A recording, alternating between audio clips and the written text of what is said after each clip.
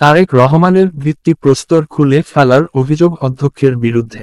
ময়মনসিংহ, প্রতিনিধি জাহাঙ্গীর আলমের তথ্য ও ছবিতে এএনবি ডেস্ক রিপোর্ট।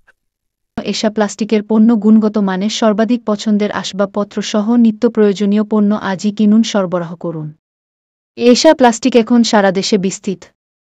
আধুনিক প্রযুক্তির যুগে এশা প্লাস্টিক ইন্ডাস্ট্রিজ নিয়ে এসেছে উন্নত মানের আসবাবপত্র।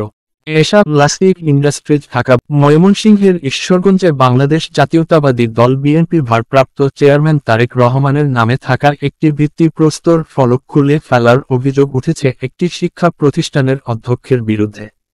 এ নিয়ে স্থানীয় এলাকাবাসীর মাঝে চরম উত্তেজনার সৃষ্টি হয়েছে। এ বিষয় নিয়ে উচাকিলা ইউনিয়ন স্বেচ্ছাসেবক দলের আহ্বায়ক আমিনুল ইসলাম উপজেলা মাধ্যমিক শিক্ষা কর্মকর্তা বরাবর লিখিত অভিযোগ দায়ের করেন।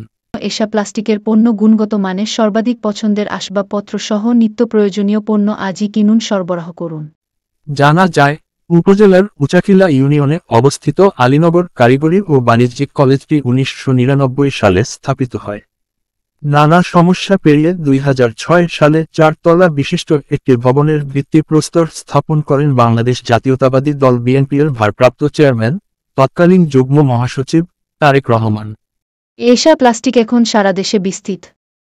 আধুনিক প্রযুক্তির যুগে এশা প্লাস্টিক ইন্ডাস্ট্রিজ নিয়ে এসেছে উন্নত মানের আসবাবপত্র। এশা প্লাস্টিক ইন্ডাস্ট্রিজ ঢাকা। তারেক রহমান।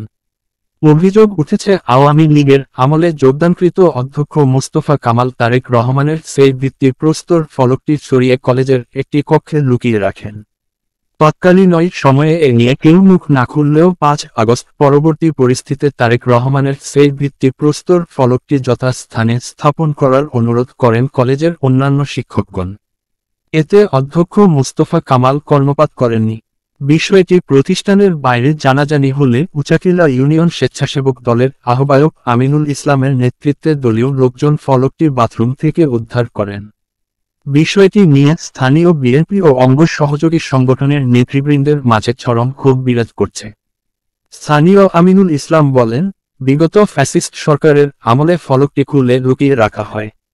দলীয় লোকজনকে সাথে নিয়ে উদ্ধার করা হয়েছে। অধ্যক্ষ মোস্তফা কামাল ফলকটি যথাস্থানে লাগানোর প্রতিশ্রুতি দিলেও এখনও তা লাগানো হয়নি। স্বৈরাচার ও ফ্যাসিস্ট সরকারের দোসর অধ্যক্ষের পদত্যাগ চাই।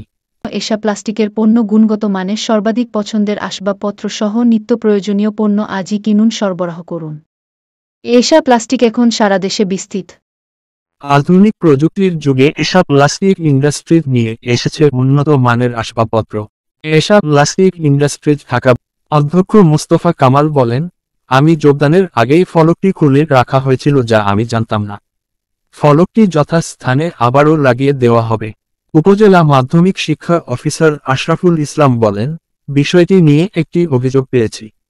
আগামী সপ্তাহে তদন্ত শেষে ঊর্ধ্বতন কর্তৃপক্ষের কাছে প্রতিবেদন দাখিল করা হবে। জাহাঙ্গীর আলম, ঈশ্বরগঞ্জ, ময়মনসিংহ।